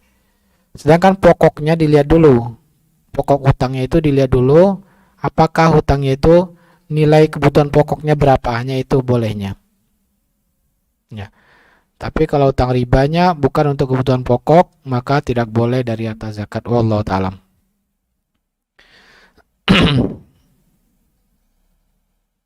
Bismillah Ustaz, bolehkah membayar zakat fitri dan uang di dalam masjid yang masjid itu menyediakan beras berakat di masjid tersebut? Syukron. Ya. Pertanyaannya, bolehkah membayar zakat fitri dan uang di dalam masjid? Ya, yang dilarang oleh Nabi SAW adalah berjual beli. Ya, maka kalau membayar zakat bukan bagian dari jual beli. Ini adalah sesuatu kewajiban. Dan sedekah. Ibu-ibu boleh nggak sedekah di masjid? Dianjurkan, bahkan Nabi ya menganjurkan tempat musola. Ya. Ketika Rasulullah SAW khutbah khutbah Id, beliau menganjurkan untuk para wanita berbanyak sedekah. Nah, ini tempat sholat ini, ya, tempat sholat. Nah, jadi sedekah itu boleh. Sedekah itu ada yang wajib, ada yang sunnah. Di masjid tidak masalah. Yang dilarang Nabi berjual beli. Hikmahnya apa? Karena jual beli tawar menawar. Orang zakat tawar menawar enggak? Enggak ada tawar menawar dalam zakat. Jadi supaya tidak, hikmahnya kata para ulama, supaya tidak terganggu orang dengan tawar menawar tersebut dalam beribadah. Misalkan ada yang lagi baca Quran, Alif Lam Mim, kemudian dengar sebelah, berapa ini? 200.000. Akhirnya nggak fokus dia, wah murah kayaknya ini, saya mau beli juga. Ya, ini hikmahnya, melalaikan orang dari beribadah dengan hal duniawi. Allah Ta'ala. Tapi kalau zakat sedekah ini adalah untuk ibadah, maka tidak masalah di dalam masjid. Bahkan mendapatkan pahala lebih utama. Karena tempat melakukan ibadah tempat yang mulia. Melakukan ibadah di tempat yang mulia. Membaca Quran di masjid lebih utama dari membaca Quran di luar masjid. Satu, apakah zakat mal boleh dibagikan sebagai angpau? Apa ini angpau?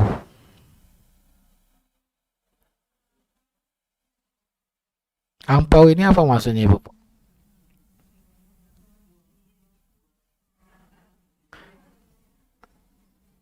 Kalau setahu saya angpau itu diberikan pada saat acara apa namanya? Imlek. Itu yang saya tahu. Nah, ini angpau maksudnya apa angpau di sini? Apakah Muslim merayakan Imlek maksudnya? Oh, THR apa, Ibu? Tunjang hari raya. Emang anak-anak sudah bekerja?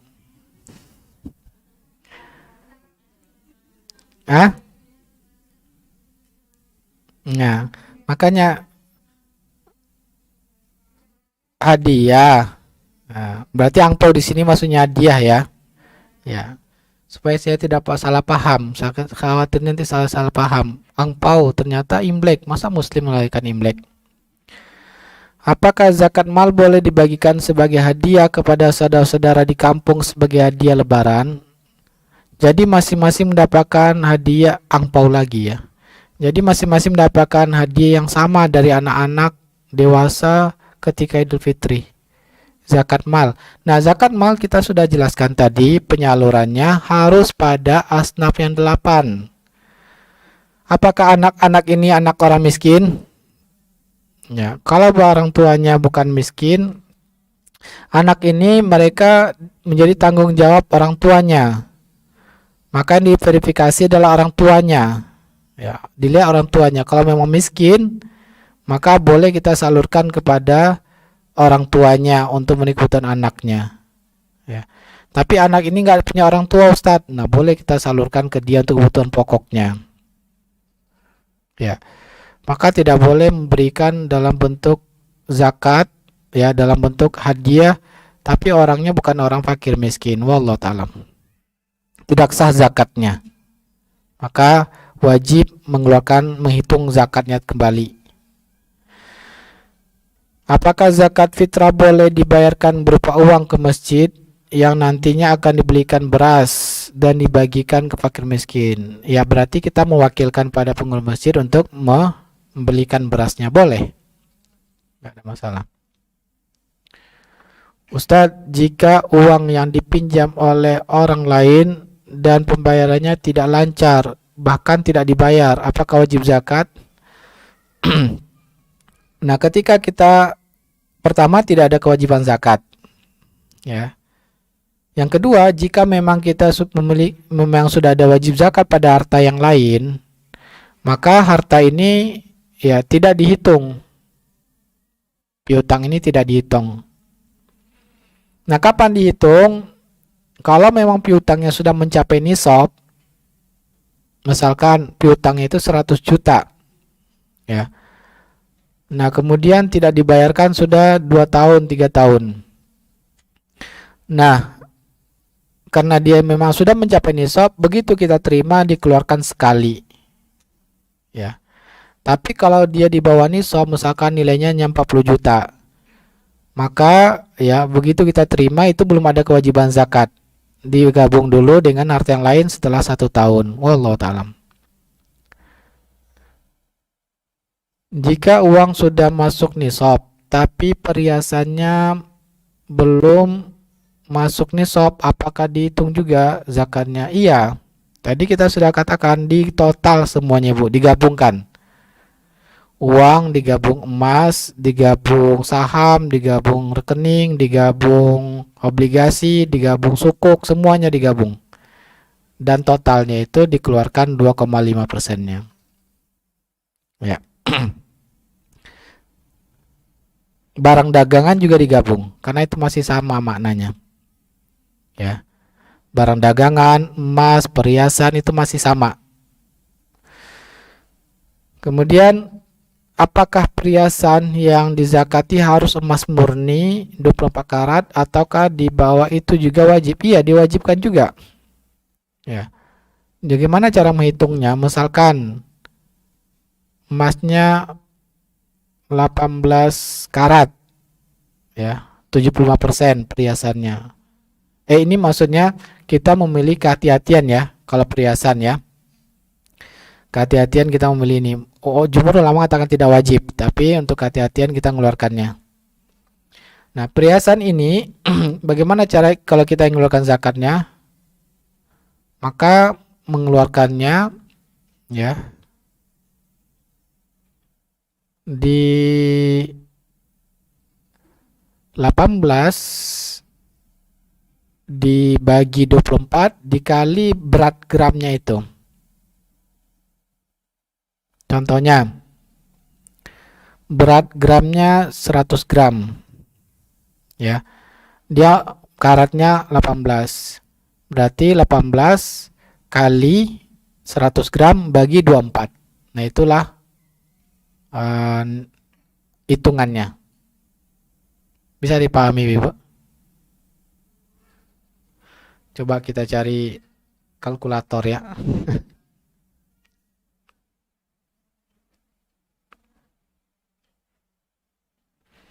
Misalkan ya, beratnya 100 gram tapi 18 karat ya. Berarti 18 kali 100 gram dibagi 24 sama dengan 75 gram berarti. Ya. Berarti itu 75 gram, paham? Dari 100 gram 18 karat itu maka jadinya hanya 75 gram murninya. Paham ya Ibu ya? Paham atau tidak? Ada yang belum, kita ulangi lagi. Misalkan Ibu punya perhiasan, beratnya berapa? 100 gram totalnya. Jelas? 100 gram ini tapi bentuknya bukan emas murni, hanya 75%. 75% itu kalau nggak salah 18 karat. Ya kan? Berarti kita kali ya 18 kali 100 gram. Ulangi lagi. 18 kali 100 gram. Kemudian dibagi 24 karat. Karena kita akan mencari 24 karatnya itu 24 yang murni. Dibagi 24.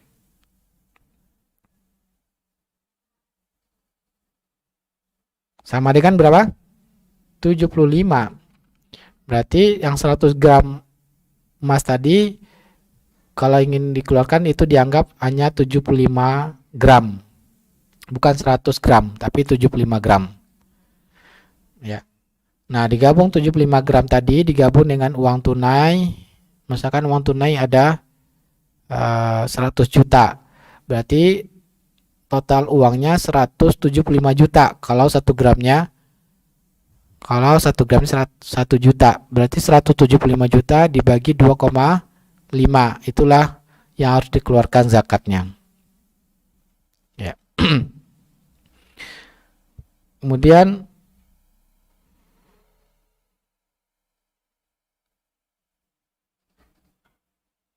zakat mal jika diberikan kepada orang miskin tapi punya motor, HP, apakah boleh? Ya. Maka dilihat dulu motornya ini kebutuhan pokok atau tidak. Karena dia tidak punya kendaraan, kendaraannya cuma motor. Nah, memang dia butuh pada motornya. Kenapa? Karena memang sebagai sarana pekerjaan, ya, angkutan transportasi. Karena kalau dia naik angkot lebih mahal, ya, sehingga dia motor lebih murah. Atau karena dia memang pekerjaannya sebagai butuh motor. Nah, itu menjadi boleh dia, berarti dianggap orang miskin. Tapi HP-nya jangan HP iPhone atau Samsung yang S23 ya. Nah, kalau dia miskin, katanya miskin tapi HP-nya Samsung S23, maka ya suruh jual HP-nya dulu. Jual HP kamu, penuhi kebutuhan pokok kamu ya. Atau jual mobilmu, penuhi kebutuhan pokokmu. Tidak boleh kita menyalurkan zakat pada orang tersebut. Wallahu ta'ala. Ini pertanyaan ini. Iya. Semuanya pertanyaan? Iya. Masya Allah. Dari mana ini? Online? Ya. Pertanyaan dari online. Assalamualaikum warahmatullahi wabarakatuh. Ustaz Afwan mau minta rekomendasi buku syarah. Syarah atau terjemahan referensi lain tentang jual beli dengan syarat baik mu'allaq bisyartin menurut 4 mazhab. Wah, ini pertanyaannya berat ini ya. Kita tunda dulu jawabannya.